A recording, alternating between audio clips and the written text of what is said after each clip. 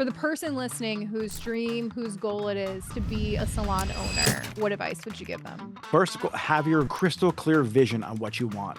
What is the outcome that you want for your salon? The kind of stylist you want. Everything with the decor, the smell, then everything. You want a clear vision of the type of salon you want, the kind of money you need to make, everything. Like literally write a fucking book, autobiography of what you want. Go back to where you are now and then fill in the gap with every single skill you need to know. And so it's marketing skills, leadership skills.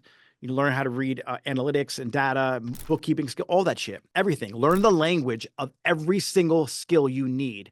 So when you hire someone, you speak their language.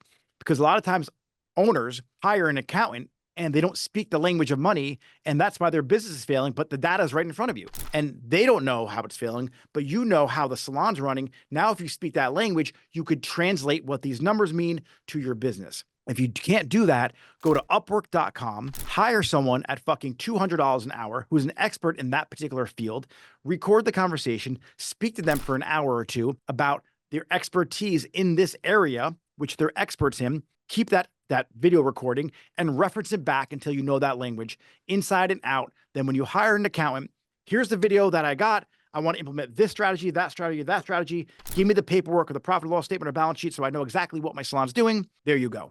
And you do that with the marketing, with the accounting, with everything. And then you fast track and time collapse your journey by doing that. I like that word, time collapse.